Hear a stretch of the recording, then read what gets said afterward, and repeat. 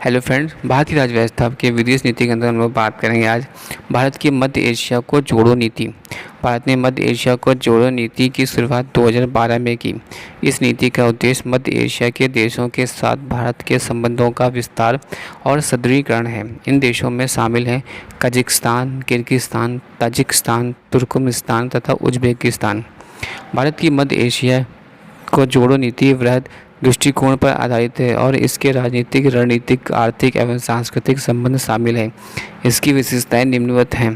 पहला, भारत उच्च स्तरीय यात्राओं के आदान प्रदान के माध्यम से मजबूत राजनीतिक संबंध बनाने की कोशिश जारी रखेगा।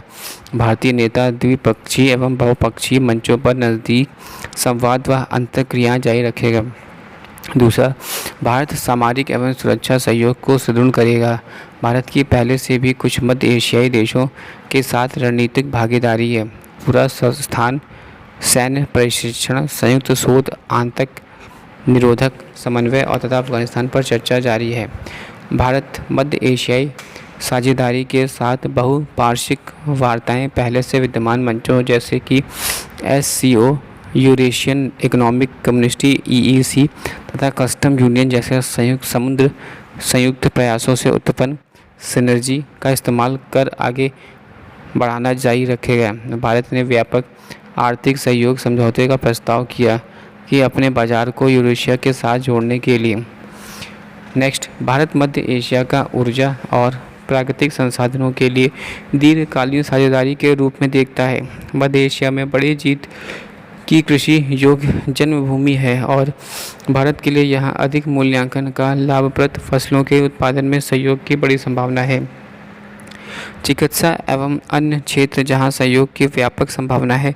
भारत सरकार एशिया में सिविल अस्पताल, क्लिनिक स्थापित करने के सहयोग के लिए तैयार है। भारत में उच्च शिक्षा प्रणाली पश्चिमी विश्वविद्यालय में ली जाने वाली फीस की एक अंश जितने खर्च पर ही काम करती है। इसे देखते हुए भारत विश्व में सेंट्रल एशियन यूनिवर्सिटी स्थापित करना चाहता है, जिससे कि IIT प्रबंधन, दर्शन तथा भाषा आदि विषयों में विश्व स्तरीय शिक्षा का प्रबंध किया जा सके। भारत सेंट्रल एशियाई नेटवर्क, जिसका केंद्र भारत में होना, स्थापित आने के कार्य कर रहा है ताकि सभी 5 मध्य एशियाई देशों टेली एजुकेशन तथा टेली मेडिसिन संपर्कता स्थापित की जा सके। भारतीय कंपनियां विनिर्माण क्षेत्र में अपनी क्षमता को प्रदर्शित कर सकती है और प्रतियोगी देशों पर विश्व स्तरीय संरचनाओं का निर्माण कर सकती है। मध्य एशियाई देश, विशेष रूप से कजाकिस्तान के पास लौह अयस्क और कोयला के असीमित भंडार हैं। साथ ही विपुल मात्रा में सस्ती बिजली है। भारत अनेक माध्यम आकार के स्टील, रेलिंग मिल आदि की स्थापना विशिष्ट उत्पादों को अपनी ज़रूरत के अनुसार भी कर सकता है। जहाँ तक भू संपर्क की बात है, भारत में अंतर्राष्ट्रीय उत्तरदायित्व परिवहन गलियारे ने international north India transport corridor के लिए प्रयास पुनः शुरू कर दिया है। ज़रूरत है कि जल्द से जल्द इस गलियारे की छूटी हुई घड़ियाँ को जोड़ने और पाटने के तरीकों पर सार्थक चर्चा हो।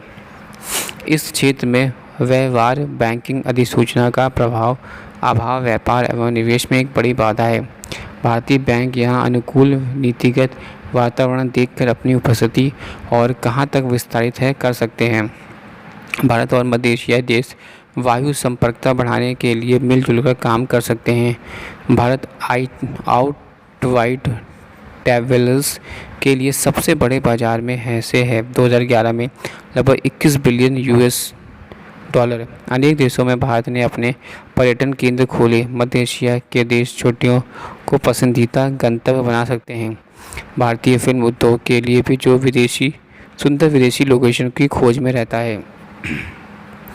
लोगों के बीच संपर्क गहरे आबंध की एक जरूरी शर्त है। भारत एक मध्य एशियाई के चुनावों एवं भविष्य में नेतृत्वकर्ताओं के बीच आपसी प्रदान बढ़ाने की जरूरत है।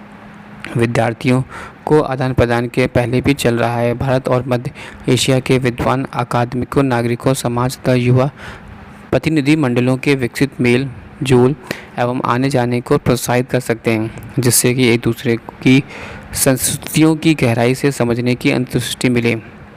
भारत को मध्य एशिया को जोड़ो नीति वास्तव में यूरेशिया के साथ साथ आबंधों को गहरा करते जाने का ही अर्थ है। साथ ही जांच, पाकिस्तान तथा रूस के साथ पारंपरिक रिश्तों की पहचान भी इसमें शामिल है।